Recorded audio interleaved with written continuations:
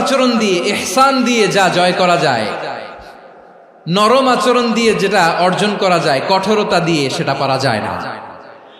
বিষ্ণু ঈসা ইসলাম ইহসান দিয়ে, কোমল আচরণ দিয়ে, তার অনুগ্রহ দিয়ে তিনি অনেক কাফিরের হৃদয়কে জয় করে ফেলেছেন। সাইয়েদনা সুমামা ইবনে উসাল রাদিয়াল্লাহু তাআলা আনহুর কথা মনে পড়ে যায়। তিনি ছিলেন ইয়ামামার বাদশা। মদিনাতে বিশ্বনবীকে হত্যা করার নিয়তে এসেছিলেন। গোপনে গোপনে বিশ্বনবীকে হত্যা করে আবার ইয়ামামাতে তিনি ফিরে যাবেন। কিন্তু কি অবাক করা কাণ্ড, হত্যা করতে পারে নাই, সাহাবাদের হাতে তিনি ধরা পড়ে গেলেন। সাইয়েদনা সুমামা ইবনে উসাল রাদিয়াল্লাহু তাআলা আনহু হত্যার নিয়তে আসলেন, কিন্তু হত্যা করতে পারলেন না। সাহাবারা ওনাকে ধরে ফেললেন, ধরে মসজিদে নববীর পিলারের মধ্যে বেঁধে রাখলেন। সুমামা ইবনে উসাল, সিরাত থেকে শোনাচ্ছি, রাদিয়াল্লাহু তাআলা আনহু ইয়ামামার অধিপতি ছিলেন। বিশ্বনবীকে হত্যার জন্য আসছেন, ধরা পড়ে গেছেন, এখন মসজিদে নববীতে বেঁধে রাখছে, তার মানে বন্দী। এখন স্ট্যাটাস কি? বন্দী, ক্যাপটিভ। তো বিষ্ণু ঈসা ইসলাম সাহাবাদেরকে বললেন, তার খোঁজ খবর নিও, সুমামা ইবনে উসালের খোঁজ খবর নিও। সাহাবার বলেন, ইয়া রাসূলুল্লাহ, আপনাকে হত্যা করতে এসেছে, তার তো কঠিন ক্যাপিটাল পানিশমেন্ট হওয়া দরকার, কঠিন শাস্তি হওয়া দরকার। বিশ্বনবী বললেন, না, আমি যেটা জানি তোমরা সেটা জানো না, তোমরা সুমামার সাথে ভালো আচরণ করো। বিশ্বনবী সুমামার কাছে গেলেন। প্রথম দিন যে তিনি কালেমার দাওয়াত দিলেন, ইমানের দাওয়াত দিলেন, ইসলামের দাওয়াত দিলেন, রিসালাতের দাওয়াত দিলেন, আখিরাতের দাওয়াত দিলেন। পরের দিন যে বিশ্বনবী সালাতের দাওয়াত দিলেন, যাকাতের দাওয়াত দিলেন, ইসলাম কি, কিভাবে, কেমন করে পালন করতে হয় চমৎকার আর্টিকুলেট করতে শুরু করলেন। তন্ময় হয়ে সুমামা ইবনে উসাল রাদিয়াল্লাহু তাআলা আনহু বিশ্বনবীর কথাগুলো শুনতে আরম্ভ করলো। একদিন নয়, 2 দিন নয়, টানা 3 দিন বিশ্বনবী সুমামার কাছে ইসলামকে প্রেজেন্ট করেছেন, উপস্থাপন করেছেন। আওয়াজ করে বলেন, কয় দিন? 3 দিন। 3 দিন মসজিদে নববীতে বাধা। আর সাহাবীদেরকে বললেন, তার খোঁজ খবর নিও, তোমরা যে রুটি বানাও এর মধ্যে সবচেয়ে ভালো আটার রুটিটা তারে দিও, সবচেয়ে রিফাইন্ড খেজুর, যেটা পিওর খেজুর, এটা তারে দিও। আর বিশ্বনবী নিজের উট থেকে দুধ দহন করে ওনার বাড়ির এক কর্মচারীকে বলেছেন, দুধ দহন করে সুমামার জন্য নিয়ে যেও। সুবহানাল্লাহ পড়বেন না? সবাই তো অবাক, ইয়ামামা থেকে আসছে নবীকে হত্যা করতে, বিশ্বনবী দেখে তারে জামাই আদর করে। 1 দিন নয়, 2 দিন নয়, টানা 3 দিন বিশ্বনবী এভাবে সুমামার কাছে যে ইসলামকে প্রেজেন্ট করতে আরম্ভ করলেন, ইসলামকে উপস্থাপন করতে শুরু করলেন। আর তাকে চমৎকার এন্টারটেইনমেন্ট, আপ্যায়ন দিতে আরম্ভ করলেন। টানা 3 দিন যখন ইসলামের দ্য বিউটিজ অফ ইসলাম, ইসলামের সুমহান বাণী, সৌন্দর্য তার কাছে উপস্থাপন শেষ, তাকে আপ্যায়ন শেষ, বিশ্বনবী বললেন সাহাবাদেরকে, যাও এবার সুমামার হাতের পায়ের রশি দুটো খুলে দাও। সাহাবারা তর্ক জুড়ে দিলেন, লা ইয়া রাসূলুল্লাহ, এমনটা করবেন না, তো ভয়ঙ্কর ভয়ঙ্কর খুনি, কি জানি কি হয়ে যায়। বিশ্বনবী বললেন, না, তার হাতে পায়ের রশিগুলো খুলে দাও। সাহাবারা বিশ্বনবীর কথা মতো তার হাতে পায়ের রশিগুলো খুলে দিল। সুমামা মুহূর্তের মধ্যে মসজিদে নববী থেকে বের হয়, ইয়ামামায় ফিরে না যে মসজিদে নববীর পাশে একটা খেজুর বাগান ছিল, সেখানে চলে গেলেন। সেখানে একটা ছোট্ট কুয়া ছিল, কুয়ার পানি দিয়ে তিনি গোসল করলেন। সুবহানাল্লাহ পড়েন। কুয়ার পানি দিয়ে গোসল করে মসজিদে নববীর সামনে এসে বিশ্বনবী এবং সাহাবাদের সামনে দাঁড়িয়ে সাব্বাবা উঁচু করে বললেন, আশহাদু আল্লা ইলাহা ইল্লাল্লাহ ওয়া আশহাদু আন্না মুহাম্মাদান আবদুহু ওয়া রাসূলুহু। আমি সাক্ষ্য দিচ্ছি আল্লাহ ছাড়া কোনো ইলাহ নাই, আর মুহাম্মদ আল্লাহ তাআলার প্রেরিত বান্দা এবং রাসূল। প্রিয় ভাইয়েরা, ইহসান দিয়ে যা জয় করা যায়, কঠোরতা দিয়ে সেটা কঠিনকালেও জয় করা যায় না। আওয়াজ করে বলেন, ঠিক কি না? এবার সুমামা দাঁড়িয়ে বলে, ওগো নবী, আমি তো কালিমা পড়ে মুসলমান হয়ে গেলাম, এবার শোনেন, এই মুহূর্তের আগে আপনার চেহারার চাইতে নিকৃষ্ট কোনো চেহারা আমার কাছে ছিল না, কিন্তু শাহাদা পাঠ করার পরে আপনার চেহারার চাইতে উত্তম শ্রেষ্ঠ কোনো চেহারা আমার কাছে আর নাই। ও নবী, আজকের দিনের আগে ইসলাম ধর্মের চেয়ে নিকৃষ্ট অপছন্দনীয় কোনো ধর্ম আমার কাছে ছিল না, কিন্তু এই মুহূর্ত থেকে ইসলামের চেয়ে সেরা শ্রেষ্ঠ পছন্দনীয় কোনো ধর্ম আমার কাছে নাই। নবী গো, আজকের দিনের আগে মদিনার চাইতে অপছন্দনীয় নিকৃষ্ট কোন শহর আমার কাছে ছিল না, কিন্তু এই মুহূর্তের পর থেকে মদিনার চাইতে কোনো শ্রেষ্ঠ শহর আমার জানা নাই। সে ছিল গমের বড় ডিলার, গম বেচতো। কি বেচতো? তার গম কিনে মক্কার লোকেরা রুটি খাইতো। সে ঘোষণা দিল, আজকে থেকে মক্কাবাসীদের জন্য সব গম আমি হারাম করে দিলাম, মক্কাবাসী এখন না খেয়ে মরে। সুবহানাল্লাহ পড়বেন না? মক্কাবাসী বিশ্বনবীর কাছে আসলেন, এসে বললেন, মুহাম্মদ, আমরা তো তোমার ভাই, তোমার চাচা, তোমার ভাতিজা, তোমার আত্মীয়, তুমি সুমামারে বলো সে যেন আবার গমের সাপ্লাই মক্কার জন্য অনুমতি দিয়ে দেয়। বিশ্বনবীর অনুমতি ক্রমে সুমামা আবার মক্কাতে গম পাঠাতে শুরু করলো। পড়েন সুবহানাল্লাহ। ইহসান, ইহসান দিয়ে আপনি যেটা জয় করতে পারবেন, you can win the heart of your enemies. ইহসান দিয়ে আপনি আপনার শত্রুর হৃদয়কে জয় করতে পারবেন। এজন্য আল্লাহ বললেন, ওয়া আনফিকু ফি সাবিলিল্লাহি ওয়া লা তুলকু বিআইদিকুম ইলাত তাহলুকা ওয়া আহসিনু ইন্নাল্লাহা ইউহিব্বুল মুহসিনিন। তোমরা আল্লাহর রাস্তায় দান করবে আর নিজেরা নিজেদেরকে ধ্বংসের হাতে ঠেলে দিও না। তোমরা একে অপরের প্রতি ইহসান করবে, কারণ ইহসানকারীদেরকে আল্লাহ বড্ড ভালোবাসেন। সুবহানাল্লাহ পড়েন। আবার সূরা রহমানে আল্লাহ বললেন, হাল জাযাউল ইহসানি ইল্লাল ইহসান ফাবিআইয়ি আলা, সবাই পড়েন, ফাবিআইয়ি আলাই রাব্বিকুমা তুকাযযিবান। ইহসানের প্রতিদান হিসেবে ইহসানি হয়। বিশ্বনবী সুমামার প্রতি যেমন ইহসান করেছেন, সুমামাও ঠিক তেমন ইহসান ফিরিয়ে দিয়েছে। ঠিক কিনা বলেন?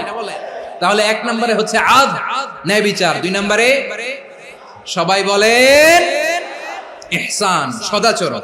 ইহসান দুই ধরনের প্রিয় ভাইরা, ইহসান ফিল ইবাদা, ইহসান ফিল মুআমালা। ইহসান ফিল ইবাদা হচ্ছে একাগ্র অনুভবে ইবাদতে ডুব দেওয়া, এর নাম ইবাদতের ইহসান। সুবহানাল্লাহ পড়ুন। বিশ্বনবী বলেন, ইহসান মানে কি জানো নাকি?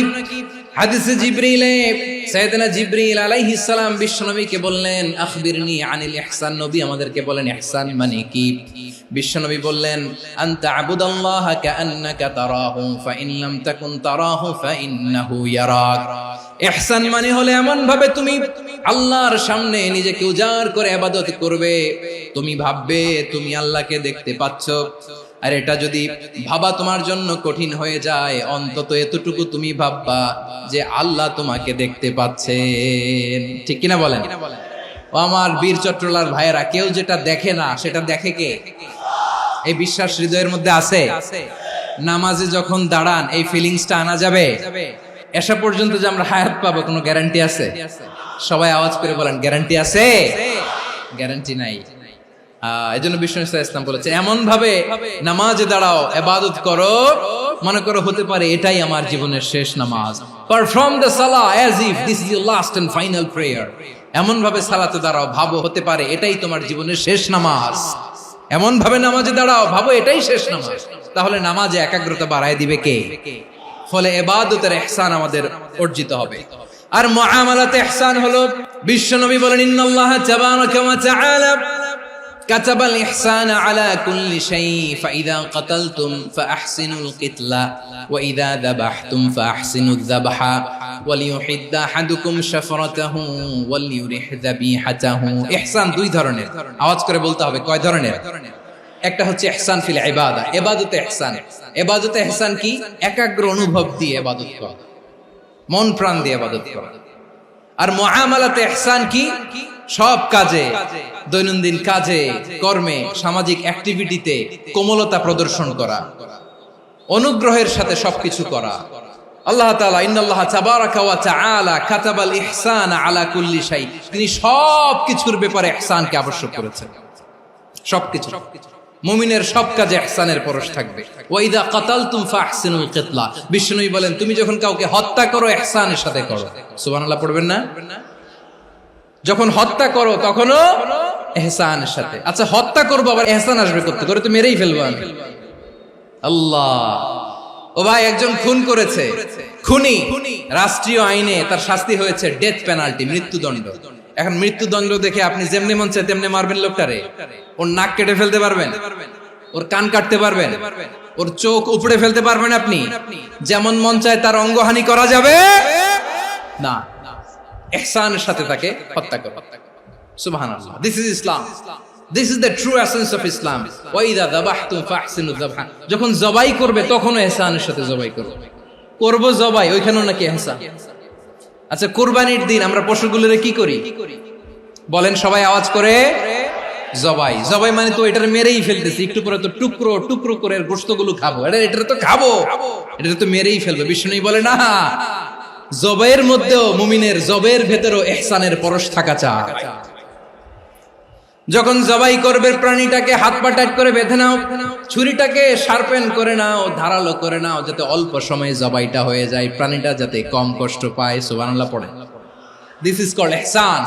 আল্লাহ তাআলা যেমনি আদলের আদেশ করেছেন, ন্যায় বিচার, জাস্টিস এনশিওর করতে বলেছেন, সমাজে ইহসানের ব্যবহার, ইহসানের অনুশীলন তিনি করতে বলেছেন। এজন্য মুমিনের প্রতিটি কাজে, আমার চট্টগ্রামের ভাইরা আমার দিকে তাকান, খেয়াল করে শুনুন, মুমিন জীবনের প্রতিটি কাজে ইহসানের পরশ থাকা চাই। আমরা যেন আমাদের পরিবারের প্রতি ইহসান করি, আমরা যেন আমাদের কর্মচারীদের প্রতি ইহসান করি, আমরা যেন আমাদের কলিগদের প্রতি ইহসান করি, আমরা যেন আমাদের ভাইদের প্রতি ইহসান করি। মুমিন জীবনের প্রতি কাজে ইহসানের পরশ থাকার দরকার আছে না নাই? কথা বুঝতে পেরেছেন? তাহলে আল্লাহ তাআলার তিনটা আদেশ ছিল, কয়টা গেল? প্রথমে কি ছিল? আদল। 2 নম্বরে, 3 নম্বরে রব্বুল আলামিন বললেন ওয়া ইতাইদিল কুরবা, নিকটাত্মীয়দেরকে দান করো। নিকট আত্মীয়দেরকে দাও, যারা তোমাদের ব্লাড কানেকশনের আত্মীয় তাদেরকে তোমরা দাও। এখানে জেনারেলি বললেন দাও, কি দিব সেটা তিনি এখানে বলেন নাই, সেটা তিনি সূরাতুল ইসরার মধ্যে বলেছেন। আল্লাহ বলেন ওয়া আতিযাল কুরবা হাক্কাহ, নিকট আত্মীয়দেরকে তাদের অধিকার, তাদের প্রাপ্য তোমরা বুঝিয়ে দাও। দেখেন, একটা শান্তির সমাজ, একটা সমৃদ্ধ সমাজ, একটা মানবিক সমাজ গঠনের জন্য আল্লাহ তাআলা বেশি না, মাত্র 3টা অর্ডার, 3টা ভার্ডিক্ট তিনি জারি করেছেন। 1 নাম্বার সুশাসন, ন্যায় বিচার। 2 নাম্বার ইহসান। 3 নাম্বার নিকটাত্মীয়, যারা কাছের, তোমার ভেরি ক্লোজ রিলেশনশিপে আছে, তাদেরকে দাও। দাও, দিলে বাড়িয়ে দেয় কে? অনেকে দিতে চায় না, কৃপণতা করে। দিলে বাড়ায় দেয় কে? ও মিয়া, মদিনার মধ্যে সবচাইতে গরিব সাহাবী ছিল বেলাল রাদিয়াল্লাহু তাআলা আনহু। ওনার এন্টায়ার অ্যাসেট, সম্পদের পরিমাণ কতদূর জানেন? একটা লুঙ্গি। বেলাল রাদিয়াল্লাহু তাআলা আনহু, ওনার টোটাল ওয়েলথের এস্টিমেশন হচ্ছে মাত্র একটা লুঙ্গি। একটা লুঙ্গি, টোটাল ওয়েলথ এস্টিমেশন, টোটাল সম্পদের পরিমাণ বেলাল রাদিয়াল্লাহু তাআলা আনহুর কি ছিল? ওই বেলাল রাদিয়াল্লাহু তাআলা আনহুকে বিষ্ণু ইসলাম বলেছেন আনফিক ইয়া বেলাল, ও বেলাল তুমিও দাও। ওয়ালা তাখশা মিন যিল আরশি ইখলালা, আরশের অধিপতির তো কোনো ঘাটতি নাই, তুমি দিলে ওই আল্লাহ তোমারে বাড়ায় দিবে। এজন্য আমার প্রিয় ভাইয়েরা, দিলে কমে না, দিলে বাড়ে। অনেকে ধরে রাখে, নতুন কিছু নিতে পারে না, হাত দিয়ে যেটা ধরে রেখেছেন এটা দিয়ে দেন, বড় একটা ধরার সুযোগ পাবেন। জোরে বলেন ঠিক কিনা? রব্বুল আলামিন বললেন 3 নাম্বার আদেশ হলো তোমাদের প্রতি সমাজটারে কেমন করে মানবিক সমাজ, সুন্দর সমাজ গড়বা। 3 নাম্বার আদেশ হলো ওয়া আতিদাল কুরবা হাক্কা, নিকটাত্মীয়দেরকে তাদের প্রাপ্য বুঝিয়ে দাও। এই নিকটাত্মীয়দেরকে তাদের অধিকার বুঝিয়ে দেওয়া, প্রাপ্য বুঝিয়ে দেওয়াতে আমাদের গাফলতি আছে না নাই? অনেকে দেখবেন অনেক আল্লাহওয়ালা, তাহাজ্জুদ গুজার, সেজদা দিতে দিতে কপালে কালো দাগ ফেলে দিছে, সে তার বোনের হকটা আদায় করে নাই। আছে না নাই? অনেক বড় হাজী সাহেব, বিশাল লম্বা দাড়ি, ছেলেরে সব দিয়ে দিছে, মেয়েরে কিছু দেয় নাই, মেয়ের হক আদায় করে নাই। আছে না নাই? এই হাজী সাহেবেরা, এই আল্লাহওয়ালারা কিয়ামতের ময়দানে আটকে যাবে। আপনি অন্যের অধিকার নষ্ট করেছেন, তাদের রাইটস কে ভায়োলেট করেছেন। এজন্য আল্লাহ তাআলা বলেন, কারো অধিকার যদি কেউ নষ্ট করে, ওই সমাজটা মানবিক সমাজ কঠিনকালেও হতে পারে না। এজন্য 3 নম্বর আল্লাহ বললেন ওয়া ইতাইদিল কুরবা, নিকটাত্মীয়দেরকে দাও। কি দিবা? তাদের অধিকার দিয়ে দাও, বোনের অধিকার বুঝিয়ে দাও। মেয়ের অধিকার বুঝিয়ে দাও, ফুফুর অধিকার বুঝিয়ে দাও। দেখবেন অনেক মায়েরা ছেলের পাতে মুরগির রান দেয়, মেয়ের পাতে দেয় মুরগির ঠ্যাং। তো মেয়ের কি মুরগির রান খেতে মনে চায় না? মনে চায় না? এমনটা করা যাবে না। নিকটাত্মীয়দেরকে অধিকার দিয়ে দাও, নিকটাত্মীয়ের সাথে সুসম্পর্ক রাখো। আদেশটা কার? এজন্য প্রিয় ভাইরা, জীবনে যদি বারাকা অর্জন করতে চান, নিকটাত্মীয়দের সাথে সুসম্পর্ক রাখতে হবে, তাদের জন্য উপহার পাঠাতে হবে। বিশ্বনবী বলেন, লা ইয়াদখুলুল জান্নাতা কাতে, যে ব্যক্তি আত্মীয়তার সম্পর্ককে ছিন্ন করে দেয়, সে কশিন কালেও আল্লাহর জান্নাতে ঢুকবে না। আপনি কি এটারে সহজ হাদিস মনে করছেন? এটা সহজ কথা? আপনি ভাবছেন আপনার নামাজ আপনারে বাঁচাতে পারবে, আপনার রোজা বাঁচাতে পারবে, আপনার তাহাজ্জুদ আপনারে বাঁচাতে পারবে? অধিকার নষ্ট করলে কিছুই আপনারে বাঁচাতে পারবে না। এজন্য নিকট আত্মীয়দেরকে দিতে হবে বেশি বেশি। বিশ্বনবী বলেন, ইন্না সাদাকাতা আলাল মিসকিনি সাদাকা ওয়া আলা যির রাহিমি ইসনাতান সাদাকাতুন ওয়া সিলা। মিসকিন রে দান করলে শুধু দানের সওয়াব হয়, নিকট আত্মীয়কে দান করলে দুইটার সওয়াব হয়। সাদাকার সওয়াব হয়, আবার আত্মীয়তার বন্ধন অটুট রাখার সওয়াব হয়ে যায়। আবার বিশ্বনবী বললেন, মান সাররাহু আইয়ুবসাতা লাহু ফি রিজকিহি ওয়া ইউনসা লাহু ফি আসারিহি ফালইয়াসিল রাহিমা। যে ব্যক্তি তার রিজিকের প্রশস্ততা চায় আর হায়াতে বরকত চায়, সে যেন তার আত্মীয়ের সাথে সুসম্পর্ক রাখে। আমার প্রিয় চট্টলার ভাইয়েরা, আমাদের রিজিক বাড়ুক, এটা আমরা চাই কি চাই না? সবাই চান? হ্যাঁ, আমাদের রিজিকে প্রশস্ততা আসুক, চাই কি চাই না? আমাদের হায়াতে বরকত আসুক, আমরা চাই কি চাই না? এই দুইটা যদি চান, তাহলে নিকট আত্মীয়দের সাথে সুসম্পর্ক রাখবেন। পারবেন? তাহলে সমাজটারে মানবিক সমাজ বানায় দিবে কে? তিনটা আদেশ চলে গেল। 1 নম্বরে কি ছিল? 2 নম্বরে, 3 নম্বরে নিকট আত্মীয়দেরকে দান। আল্লাহ তাআলা তিনটা জিনিসের যেমনি আদেশ করেছেন, অনুরূপ ভাবে তিনটা বিষয় তিনি বারণ করেছেন, নিষেধ করেছেন। ওগুলোর কাছেও যাওয়া যাবে। রাব্বুল আলামিন বলেন, ওয়ায়ানহা আনিল ফাহশাই ওয়াল মুনকারি ওয়াল বাগি। আমি যেমনি তিনটি বিষয়ে আদেশ করলাম, অনুরূপ ভাবে তিনটি বিষয়ে বারণ করলাম, নিষেধ করলাম। আমার 1 নাম্বার নিষেধাজ্ঞা হলো অশ্লীলতার প্রতি। ফাহশা, ওয়ায়ানহা আনিল ফাহশা, আল্লাহ তাআলা অশ্লীলতাকে নিষেধ করেছেন। কোন জিনিসকে? সবাই বলুন, কোন জিনিসকে?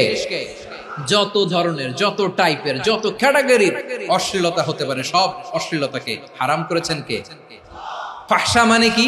কথায়, কাজে, আচরণে, কমেন্ট, ফেসবুকের কমেন্টসে যত ধরনের নোংরামো আছে, যত ধরনের অশ্লীলতা আছে, এটাকে আরবিতে বলে ফাহশা। রাব্বুল আলামিন বলেন, কুল ইন্নামা হারামা রাব্বিয়াল ফাওয়াহিশা মা যাহারা মিনহা ওয়া মা বাতান। ও নবী, আপনি বলে দেন, আমার রব প্রকাশ্য, অপ্রকাশ্য, স্পষ্ট কিংবা অস্পষ্ট, দৃশ্যমান কিংবা অদৃশ্যমান সব অশ্লীলতাকে হারাম করেছেন। সব ধরনের অশ্লীলতা হারাম। আল্লাহ তাআলা আমাদেরকে অশ্লীলতা থেকে বাঁচান। এবার বলেন, আমাদের সমাজে অশ্লীলতা আছে না নাই? অশ্লীলতা নানা ভাবে, নানা নামে, নানা মোড়কে আমাদের সমাজে আছে না নাই? সংস্কৃতির নামে, ফ্যাশনের নামে, বিনোদনের নামে, উপন্যাসের নামে, কনসার্টের নামে অশ্লীলতা আছে না নাই? আপনি দেখেছেন কনসার্টগুলোর অবস্থা? আমাদের তরুণ তরুণীরা, আমাদের যুবক যুবতীরা, আমাদের জেনজিরা, কি অবস্থা ওইখানে? কনসার্টের নামে অশ্লীলতা আছে না নাই?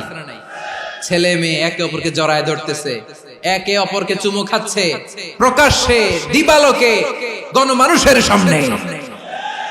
আল্লাহ তাআলা এই অশ্লীলতা থেকে আমাদেরকে বেঁচে থাকতে বলেছেন। রূপালী জগতের নামে অশ্লীলতা আছে না নাই? এই টার্মটা আপনারা জানেন না? রূপালী জগৎ কি জগৎ? আসলে কি রূপালী জগৎ না অন্ধকার জগৎ?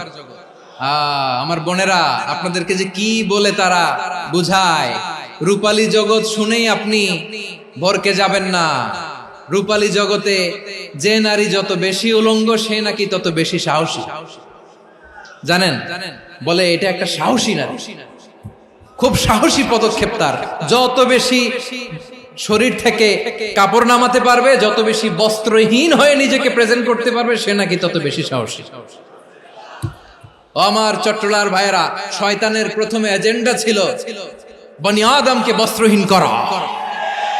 সে আদম এবং হাওয়া আলাইহিস সালামকে নিষিদ্ধ গাছের ফল খাইয়ে তাদেরকে বস্ত্রহীন করেছে। এই জামিনেও সে আমাদেরকে বস্ত্রহীন করতে চাইবে। এই রূপালী জগতের নামে তারা এটা করে। আমার প্রিয় বোনেরা, আপনি জানেন না আপনার দাম কত। ওরা আপনাদেরকে বিজ্ঞাপনের সস্তা পণ্য বানাতে চায়। ওরা আপনাদেরকে ওদের ভোগের লিপসার টুলস বানাতে চায়। ওরা আপনাদেরকে দিয়ে ওদের খায়েশ পূরণ করতে চায়। এটা আপনাদের জন্য মোটেও ডিগনিটি নয়, এটা আপনাদের জন্য সম্মান নয়। আপনার সম্মান শালীনতায়, আপনার সম্মান হেজাবে, আপনার সম্মান ভদ্রতায়, আপনার সম্মান আপনার ডিসেন্ট পোশাকে। পোশাক বলে দেয় এই নারীটা ভদ্র না অভদ্র। পোশাক বলে দেয় এই মেয়েটা কোন ঘরের মেয়ে। আপনি জানেন না, আপনারা সস্তা পণ্য বানায়, ভোগের পণ্য, বিলবোর্ডে আপনাকে উলঙ্গ করে উপস্থাপন করে। এই অশ্লীলতার সাথে ইসলামের কোনো সম্পর্ক। এজন্য আল্লাহ বলেন, আমি অশ্লীলতাকে হারাম করেছি। অশ্লীলতাকে হারাম করার প্রথম কারণ হলো এর মাধ্যমে মানবতাকে অপমানিত করা হয়। কারণ মানুষের সম্মান মানুষের পোশাকে। মানুষ যখন পোশাকহীন হয়ে যায়, বস্ত্রহীন হয়ে যায়, তার সম্মান কমে যায়। ঠিক কিনা? অশ্লীলতাকে হারাম করার প্রথম কারণ হচ্ছে মানুষ মানুষকে অপমান করে। একটা নারী, সে তো সম্মানিত। নারী যে কত সম্মানিত, নারীরা এটা বুঝেই নাই। বিশ্বনবী বলেন, আর দুনিয়া কুল্লুহা মাতা ওয়া খায়রু মাতা'আদ দুনিয়া আল মারআতুস সালিহা। আমার বোনেরা, 5টা প্যান্ডেলে আপনারা এলইডিতে আমার আলোচনা শুনছেন, আমি জানি। আপনাদের এই গর্ভ যে কত দামি আপনি জানেন না। আপনার পেট থেকেই আসবে আগামী দিনের সালাহুদ্দিন আল আইয়ুবী। আপনার পেট থেকেই আসবে অনাগত দিনের ইমাম মাহদী আল মুনতাযর।